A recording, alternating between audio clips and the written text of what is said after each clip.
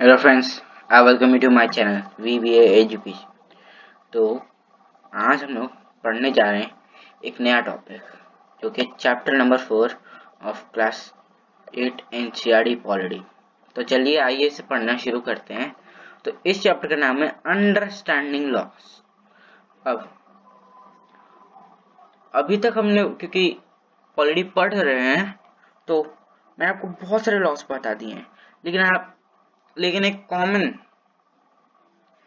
यानी कि मेरी लेक्चर्स पढ़ने से पहले आपको कितनी सेंस थी कि तो लेट्स से अगर आप इससे पहले मीडिया को बच्चे थे, वैसे तो मोस्ट होते नहीं है, तो आपको कितनी सेंस थी? आपको शायद इतनी सेंस होगी, शायद मैं बोल रहा हूँ, डोंट टेक इट सीरियस, कि अगर हेलमेट नहीं पहनते हैं तो चालान कटता है। लेकिन हर चीज के लिए लॉ होता है, हर चीज के लिए प्रोसिक्यूशंस होते हैं, they are prosecutions established by law. और हर चीज के लिए कुछ ना कुछ तरीका होता है, इसलिए रूल बाय लॉ कहा जाता है इंडिया में। तो कुछ लॉज होते हैं जैसे कि specific age of marriage, age at which a person can vote, या आप करेक्ट कर लेंगे यूनिवर्सल एडल्ट फ्रेंचाइज से।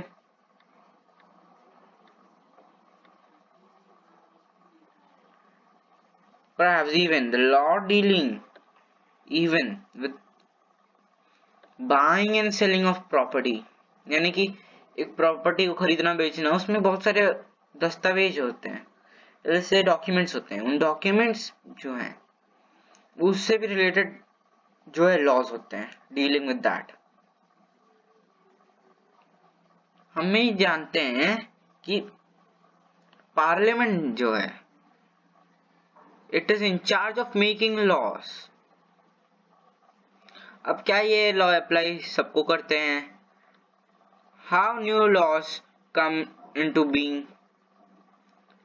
अब हम सब जानते हैं पार्लियामेंट बनाता है, लेकिन पार्लियामेंट वालों को यानी कि वहां जो MP MLA होते हैं, उन्हें क्या सपना आता है रात को कि हाँ कल मुझे ये लॉ बनाना है? नहीं। तो ये क्यों होता है ये भी जानेंगे इसी चैप्टर से। और could there be new laws that are unpopular and controversial, यानी कि कुछ ऐसे लॉ होते हैं जो कॉन्स्टिट्यूशन के हिसाब से तो सही है, ये बन सकते हैं, लेकिन लोगों को ये गलत लगता है। लोगों को लगता है कि हाँ यार इससे इससे ये हमारे खिलाफ हो रहा है, तो लोग इसके खिलाफ प्रोटेस्ट करते हैं। What should we as citizens do under such circumstances? अगर ऐसे circumstances आए तो हमें क्या करना चाहिए, ये भी हमें चैप्टर बताएगा।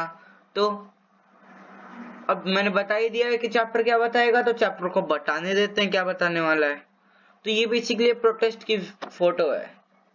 एक प्रोटेस्ट है, वुमेन आर डूइंग रैलीज, क्योंकि आगे हम लोग पढ़ने वाले डोमेस्टिक वायलेंस के खिलाफ जो प्रोटेस्ट हुए थे और उनकी वजह से जो लॉ बना था उसके बारे में भी पढ़ेंगे, इसलिए ये उसकी झलक है।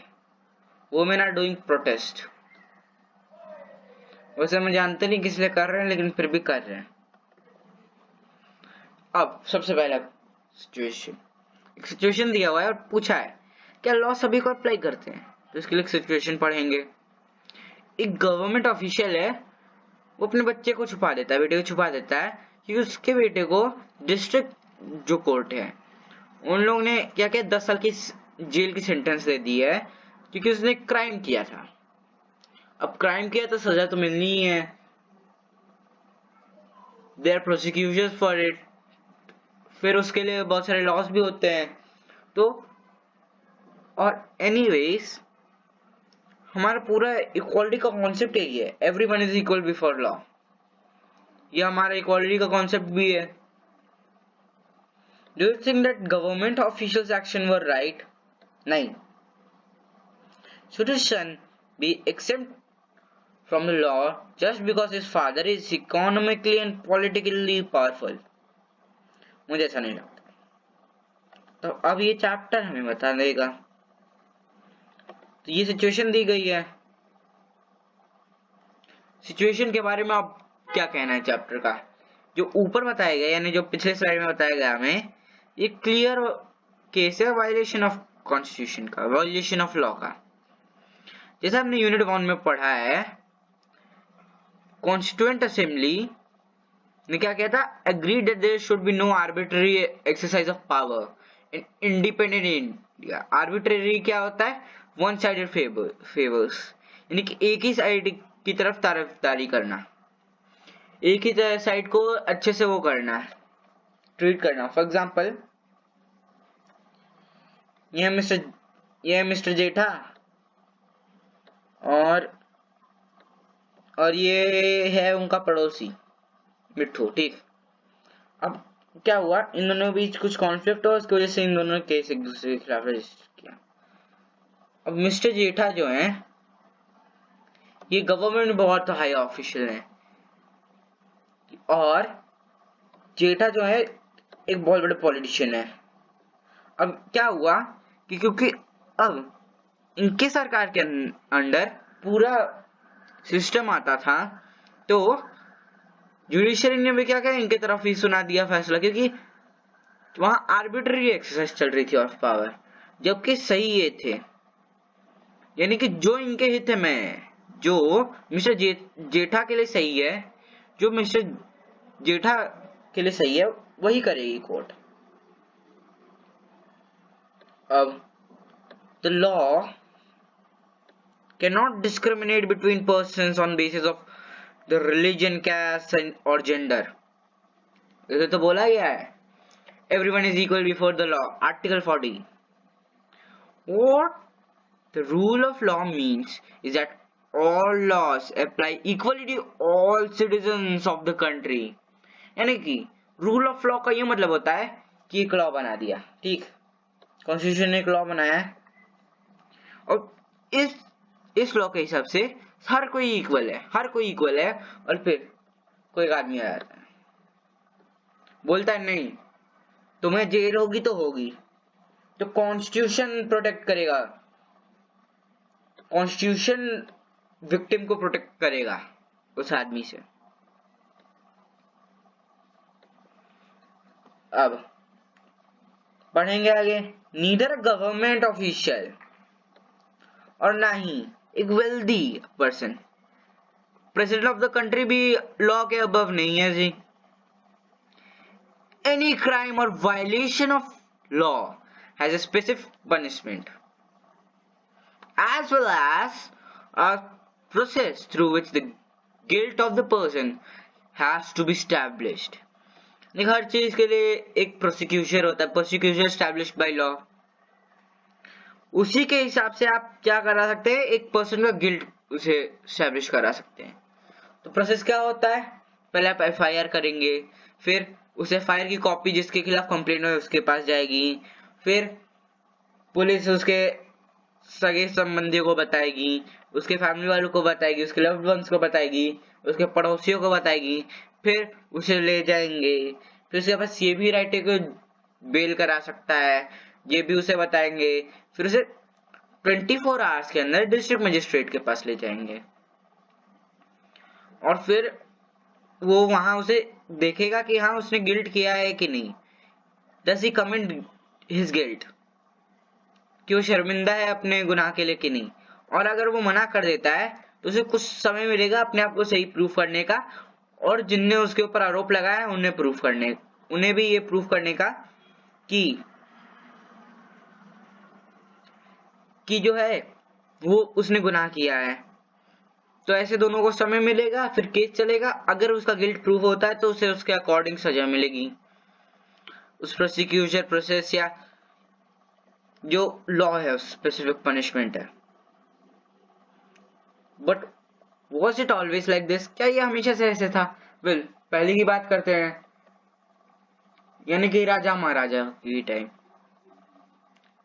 Medieval India. अब क्या था मिडिवल एंशियंट में, ये राजा के बिहेवियर, उसकी शख्सियत, उसकी सोच के ऊपर और उसकी सोच के ऊपर डिपेंड करता था। इनफैक्ट रिलीजन में भी अलग अलग होता था, जैसे मुस्लिमों की तरफ से ये हो गया, हिंदुओं की तरफ से ये हो गया, क्रिश्चियंस की तरफ से ये हो गया, तो हर किसी का अलग अलग लॉ था। तो ये जो है टोटली राजा के ऊपर डिपेंड करता था कि हाँ वो कैसा कराएगा। लेकिन जैसे यहाँ लिखा है, in ancient India there was a numeral and often overlapping local laws थे। Different community enjoy different degrees of autonomy in administrating these laws। यानी कि समझिए हर किसी के लिए अलग अलग था, जैसा मैंने आपको पहले बताया। अब among their own, in some cases the punishment has that two person receive for the same crime varied। क्योंकि उनका कास्ट बैकग्राउंड अलग था, लो कास्ट वालों को जरा हार्शली पनिश किया जाता था। It slowly began to change as the system of law began further evolve during colonial period। colonial period में क्या हुआ, उन्होंने थोड़ा चेंज किया। ब्रिटिशर्स ने क्या किया, इंट्रोड्यूस किया रूल ऑफ लॉ इंडिया में। लेकिन हिस्टोरियंस ने इसे इसके ऊपर भी डिस्प्यूट किया है। क्यों? This claim on several ground. दो इसमें से हमें बताया गया है। पहला, कॉलोनियल लॉ जो था आर्बिट्ररी था, यानी कि वो एक तरफा था, यानी कि जो कंपनी के हित में था यही यही है। और सेकंड, बहुत सारे इंडियन नेशनलिस्ट ने एक प्रोमिनेंट रोल प्ले किया था in the development of legal sphere in British India.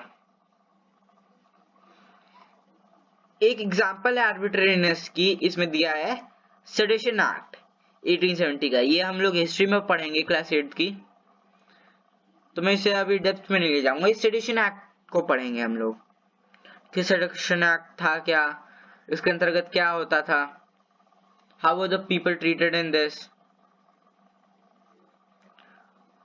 तो one example of this arbitrariness that continue sedition act था। The idea of sedition was very broad, understood within this act। Sedition Act के अंतर्गत इन लोगों ने बोला कि कोई भी आदमी जो प्रोटेस्ट करेगा या क्रिटिसाइज करेगा अगेंस्ट द ब्रिटिश गवर्नमेंट, उसे अरेस्ट कर लिया जाएगा बिना कोई ट्रायल के।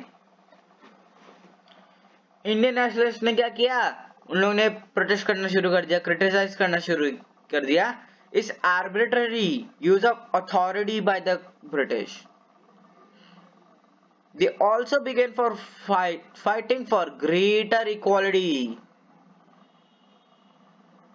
यहाँ इक्वालिटी टर्म आ गया। इक्वालिटी टर्म आ गया मतलब आपका आर्टिकल 14 से लेकर 18 आ गया। और क्या आ गया, आर्टिकल 38 39 आ गया, आर्टिकल 41 42 43 भी आ गया।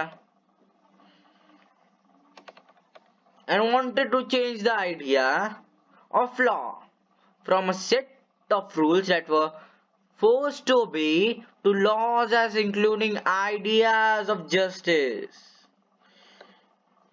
ideas of justice यहाँ जुडिशरी आ गया। By the end of 19th century, the Indian legal profession also began as emerging and demanding respect in colonial courts। They began to use law to defend the legal rights of Indians। Indian जजेस ने क्या किया, इसमें उन लोगों ने भी बहुत ग्रेट रोल प्ले किया in making decisions। Therefore, there were several ways in which Indians played a major role in the evolution of rule of law during the colonial period। यानी कि इंडियन ने बहुत बड़ा इस रूल ऑफ लॉ के evolution बहुत ज्यादा ही बड़ा रोल प्ले किया था। जजेस ने प्ले किया था, रिवॉल्यूशनरीज ने किया था, क्रिटिसाइज किया था, सेडिशन एक्ट बंद कराया था, तो ऐसे करके बहुत सारी चीजें की थी उन लोगों ने। यहाँ एक और एग्जांपल है आर्बिट्रेरीनेस का, रावलेट एक्ट जो लॉ करता था, it allowed the British government to imprison people without due trial. Indian nationalist including Mahatma Gandhi were vehement in the opposition to Rowlatt Bill। Despite the large number of protests, the Rowlatt Act came into effect on 10th March 1919। Punjab protest against this act continued quite actively, and on April 10, two leaders in the movement, Dr. Satyapal and Dr. Saifuddin Kichlev, were arrested to protest these arrests. A public meeting, एक public meeting हुआ था जलियांवाला बाग में. अगर आपको Jallianwala Bagh incident याद है तो वहां जनरल डायर ने हर एक ही एंट्रेंस था उस पार्क का, उसे भी बंद करा दिया था. यानी कि एंट्रेंस और एग्जिट था उसे बंद करा के ओपन फायर करा दिया था. वहां हंड्रेड्स ऑफ लोग मर गए थे गन फायर में, और बहुत सारे लोग को चोट भी लग गई थी, उसमें बच्चे और महिलाएं भी थी. तो with the adoption of the constitution, this document serves as a foundation in which our representative began making laws for the country. Every year our representative passed several new laws as well as revised existing laws. In your class 6 book, you read about the Hindu Succession Amendment Act, जो तो 2005 में आया था. इस नए law के हिसाब से, नया नहीं अब पुराना हो गया है, 2005 का ये नया लॉ था. इस लॉ के हिसाब से sons, daughters and their mothers get an equal share of family's property. Similarly, new laws have been enacted to control pollution and provide employment. Employment provide करने के लिए, पोल्यूशन कंट्रोल करने के लिए भी नए लॉस आ गए हैं. आर्टिकल 21 से हमें right to have a unpolluted environment तो ऐसे मिल ही जाता है. प्रोवाइड एम्प्लॉयमेंट तो राइट टू अर्न लाइवलीहुड हो गया. राइट टू अर्न लाइवलीहुड आ गया आर्टिकल 21 के अंतर्गत. ये सब कहाँ कनेक्ट हो रहा है? आर्टिकल 21, राइट टू इक्वालिटी, यानी कि आर्टिकल 14, 15, 16, 17, 18. ये समझिए ये कितना ब्रॉड चैप्टर है, आपको कहाँ कहाँ कनेक्शन आ रहे हैं. How do people come to think and propose that new law is necessary? अब इसके बारे में पढ़ेंगे नेक्स्ट सेक्शन में. अब नए लॉ कैसे आते हैं इसके बारे में पढ़ेंगे, लेकिन उससे पहले, अच्छा वो बाद में. The parliament has important role in making laws. Parliament का बहुत इंपॉर्टेंट रोल होता है. There are many ways through which this takes place and is often different groups in society that raise need for particular law. An important role of parliament is to be sensitive to problems faced by people. Let us read the following story to understand the issue of domestic violence was brought to attention to the parliament process adopted to for this issue to become a law.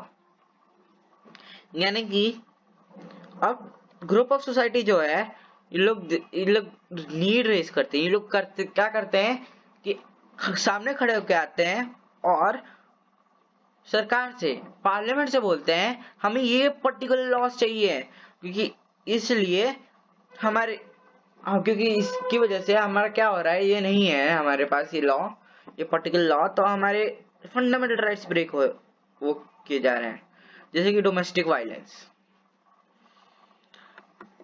तो domestic violence refers to the injury or harm or threat to of injury or harm caused by adult male, usually the husband, against his wife. Injury may be caused by a physically beaten a woman or by emotionally abusing her. Abuse of women can also include verbally, sexually and economic abuse. The Protection of Women from Domestic Violence Act 2005 extends the understanding of the term domestic. It also includes women who live or have lived together in shared household with a male member who was purporting in the violence. तो ये है बताया गया हमें domestic violence के बारे में. Domestic violence की यहाँ डेफिनेशन दी गई है, तो ये स्टोरी दी गई है. तो ये है, ये सजिया और ये है उसकी दोस्त कुसुम. ठीक, सजिया और कुसुम. ये बोलती है, क्या तुमने आज का न्यूज़पेपर पढ़ा सजिया? ये बहुत अच्छा दिन है वुमेन के लिए. तो सजिया बोलती है सिर्फ औरतों के लिए नहीं, violence free homes will benefit everyone. It's taken such a long time to take this law pass. In fact, it began with establishing the need of new law. कुसुम और सजिया एक वुमेन ऑर्गेनाइजेशन में काम करते हैं.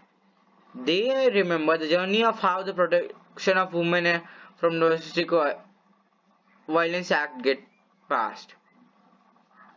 तो अप्रैल 1991 में एक दिन ऑफिस में क्या हुआ? I need advice. My husband beats me up and I haven't told anyone so far. I feel so ashamed. I cannot go like this anymore. I have nowhere to go. I'm being ill-treated by my son and daughter-in-law. They verbally abuse me. I have no access to my bank accounts. They may even throw me out. I don't want to go to the police. I want to stop the violence. I don't want to be thrown out of the house I am living in. Unfortunately, ऐसे के लिए कोई law ही exist नहीं करता, ये औरत उन्हें बताती है. तो अब इन्हें समझ में आता है कि there is a need of law.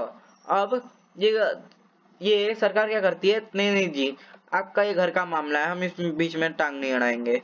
आपके घर में हम कैसे घुस सकते हैं? यानी कि फॉर एग्जाम्पल ये दो जो है एक घर में रहते हैं, ठीक. अब बाहर से कोई तीसरा आके, इन दोनों के बीच झगड़ा हो रहा है, ठीक. बाहर से कोई तीसरा आके इसे पीट लेता है. तो यही सोच के सरकार भी बीच में इंटरफेयर नहीं करती. नहीं जी, आपके घर का मामला है, हम इंटरफेयर नहीं करेंगे. तो 1990s में बहुत इस न्यू लॉ के लिए बहुत सारा वो आवाज निकली. We have heard testimonies of several women there. We have seen that women want protection against being beaten and right to continue living in a shared household and often temporary relief. We need a civil law to address this issue.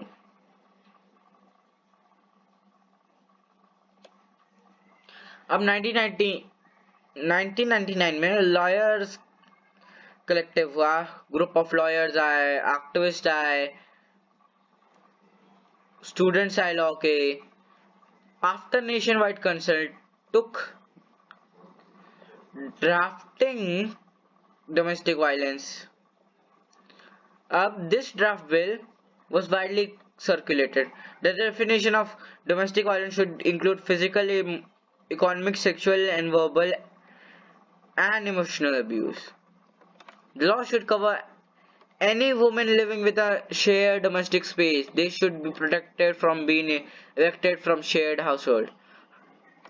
What about some mental relief?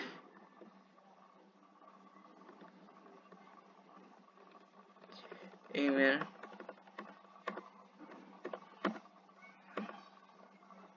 तो इन लोग ने ऐसे बात की कि हम लोग इन्हें ऐसे रिलीफ दे सकते हैं.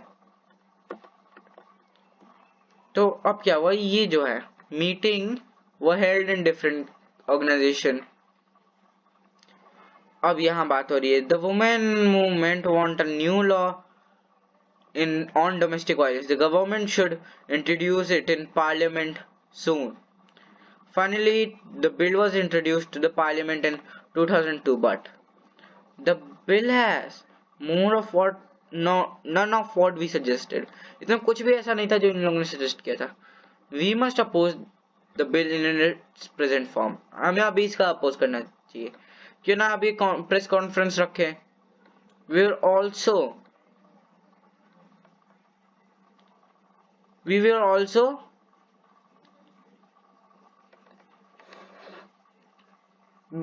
an online petition. ये लोग एक ऑनलाइन पिटिशन भी दे देंगे. तो several women organization, National Commission of Women, Met Committee, Parliamentary Standing Committee, members of the Parliamentary Standing Committee, the present bill must be changed. We do not agree with the definition of domestic violence being proposed. The law needs to be provided for temporary custody for children. तो अक्टूबर 2006 में एक press conference हुई What is this new law? This law is the first recognizing a woman's right to violence-free home and provides a comprehensive definition of domestic violence. This is a civil law aimed at providing relief to millions of women, including wives, mothers, daughters, and sisters affected by violence in their homes.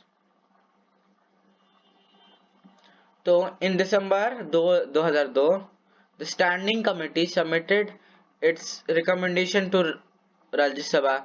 They were also tabled in the Lok Sabha. The committee accepted most of the demands of the women groups. Finally, a new bill was reintroduced in the parliament in 2005 after being passed in both the houses of the parliament. It was it was sent to the president for his inert. The protection of women from domestic violence came into effect in 2006. यानी 2006 में ये effect में आ गया. तो ये above example दिखाता है कि what is the role of citizen in helping parliament frame different concerns that people might have into this law. From establishing the need of new law to being passed. At every stage of the process, the voice of the citizen is crucial element. अब voice जो है हमारी कैसे पहुंचेगी? ये TV report से पहुंचेगी, newspaper से पहुंचेगी, न्यूज़पेपर एडिटोरियल से पहुंचेगी, रेडियो से पहुंचेगी, रेडियो ब्रॉडकास्ट से, लोकल मीटिंग से पहुंचेगी. All of which help in making the work that parliament does more accessible and transparent to the people. यानी कि ये सब जो है ये हेल्प करेंगे पार्लियामेंट को making the work that parliament does accessible और ट्रांसपेरेंट हो जाएगा. इस क्या मतलब कि लोगों को पता चलेगा कि हाँ पार्लियामेंट क्या काम कर रहा है. लोग अपने पार्लियामेंट से क्वेश्चन कर पाएंगे. The government will be made questionable. जैसा हमने पहले पढ़ा, as you read in the earlier section, rule of law, Indian nationalists protested and criticized arbitrary and repressive laws being enforced by the British. History provides us with several examples of people and communities who have struggled to end injustice laws. हमने class 7 की book में जैसा एक रोजा parks के बारे में पढ़ा था. अफ्रीकन अमेरिकन वुमेन थी. इनने क्या किया, मना कर दिया. कि उस दिन क्या हुआ था, ये बहुत थक के आ गई थी, ऑफिस से थक के आई थी. तो क्या हुआ, ये बैठी हुई थी सीट पे. तो एक वाइट आदमी आया, यानी कि गोरा आया. उसने बोला कि यहाँ से उठो, ये सीट रिजर्व्ड है हमारे लिए. मतलब नहीं, मैं नहीं उठूंगी. ये कब हुआ था? तो 1 दिसंबर 1955 में हुआ. She was protesting the law on segregation that divided up all public spaces, including the streets, between the whites and the African Americans. Her refusal was a key event that marked the start. ये वही lady है. Picture उतनी clear नहीं है, लेकिन ये वही lady है जिसकी वजह से American civil right movement start हुआ था, which led to the Civil Rights Act in 1964, which prohibits discrimination on basis of race, religion or national origin in the USA. इस लेडी की वजह से ये सब बंद हुआ. क्या नाम है इनका? रोजा पार्क्स. तो अनपॉपुलर एंड कंट्रोवर्शियल लॉस के बारे में पढ़ेंगे. जैसा हमने पहले पूछे, जैसा ये अभी चैप्टर बताने वाला था, क्वेश्चन भी था, क्या अनपॉपुलर कंट्रोवर्शियल लॉज हो सकते हैं? अब एक सिचुएशन देखते हैं. एक सिचुएशन है, मान लो, ठीक, पार्लियामेंट ने एक वो पास कर दिया लॉ कि हाँ आज से जो भी शर्ट पहनेगा,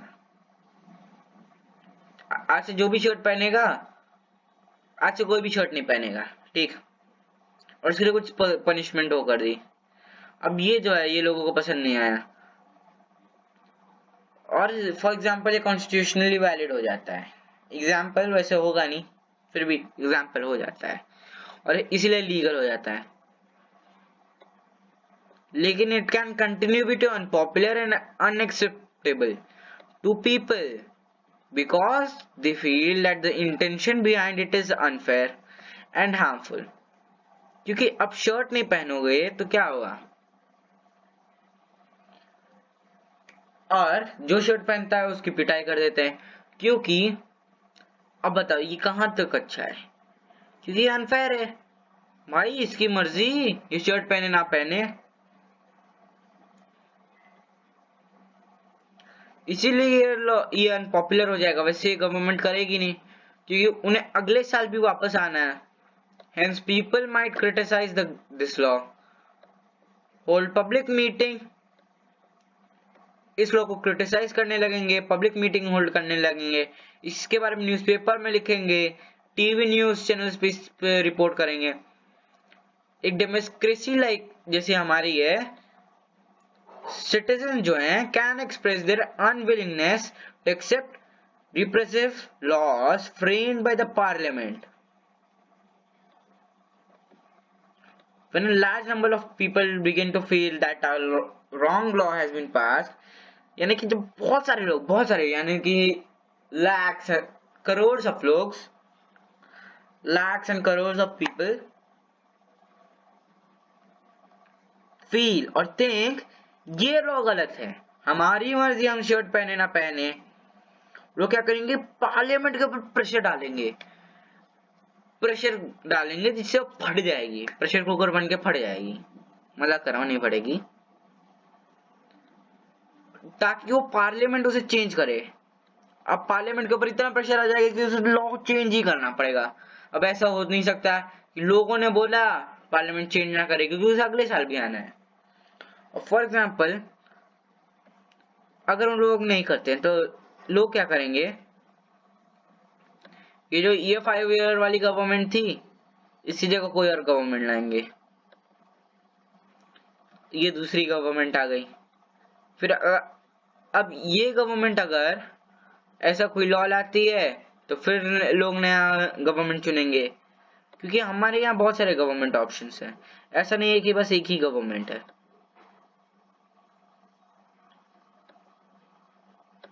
तो हम नेक्स्ट पढ़ेंगे, एक एग्जांपल है, for example municipal law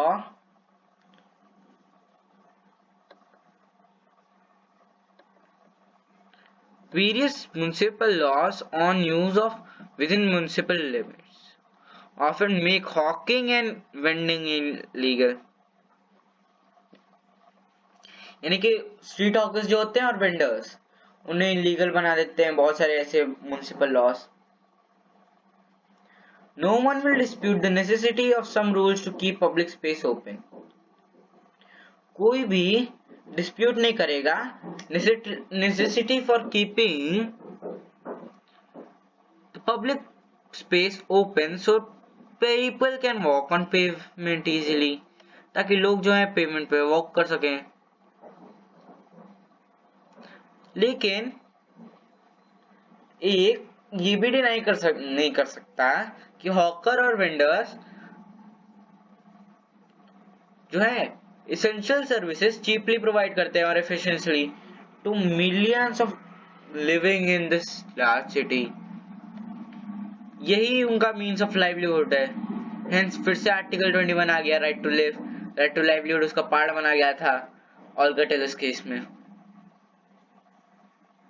Hence, if the law favors one group and disregards the other, it will be controversial and lead to conflict।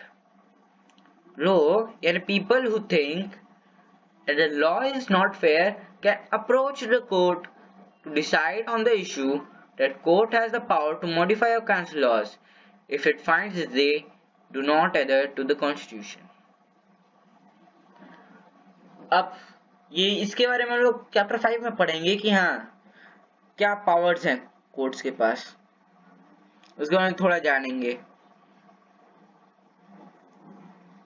अभी बता देता हूँ उनके पास क्या है कि वो लोग स्ट्राइक डाउन कर सकते हैं कोई भी ऐसा उन्हें लगे कि हाँ कॉन्स्टिट्यूशन को एडहेयर करके नहीं बनाया गया, अलग से बनाया गया, तो उसे स्ट्राइक डाउन कर सकते हैं अगर उन्हें लगे कि ये जो लॉ है ये गलत है। अब do you remember photo essay on women movement in article नहीं, क्लास 7 बुक। आर्टिकल बहुत बोल दिया इसलिए मुंह पे आर्टिकल छप गया है, ये क्लास 7 बुक लिखा है। The photo here show the different ways in which citizens can protest and show solidarity. The following pictures point to other ways in which people protest unjust laws. अब इनके खिलाफ कोई अनजस्ट लॉ बनाया गया था, इसे पता नहीं है, लेकिन इनके खिलाफ कुछ बनाया गया था अनजस्ट लॉ, तो इन लोगों ने प्रोटेस्ट किया है। लिखे अरेस्ट अस गवर्नमेंट पॉलिटेक्निक स्टूडेंट्स, इनके खिलाफ कोई अनजस्ट लॉ बना था गवर्नमेंट पॉलिटेक्निक स्टूडेंट्स के खिलाफ, तो इन लोगों ने इसीलिए लिखा अरेस्ट अस।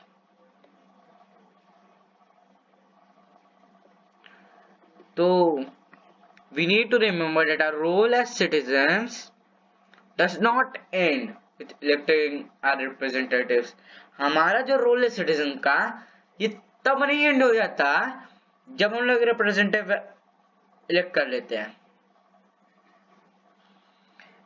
यानी कि ये नहीं, हम लोग को एक्सरसाइज तभी करने का पावर मिलता है, लेकिन हम लोग newspaper, rather it is then that we begin to use newspapers and the media to carefully chart the work that is done by our MPs and criticize their action and what we feel it is required.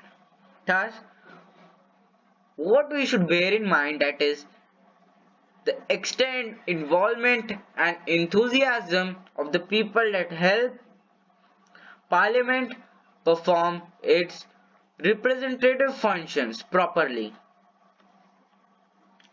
यानी कि thus we should bear in mind, हमें ये bear करना चाहिए mind में that it is the extent, involvement, enthusiasm जो लोगों के अंदर है, enthusiasm, involvement और extent जो लोगों के अंदर है, यही हेल्प करता है पार्लियामेंट को to perform its representative functions properly. तो इसी के साथ आज का हमारा चैप्टर खत्म होता है। मुझे अगर आपको मेरा ये सेशन पसंद में आया, अगर आपको मेरा ये सेशन पसंद आया तो प्लीज हमारे चैनल को, हमारे इस वीडियो को लाइक करें, हमारे इस वीडियो को ज्यादा से ज्यादा शेयर करें, हमारे चैनल को सब्सक्राइब करें। मैं आपको मिलता हूँ अगली वीडियो में, तब तक के लिए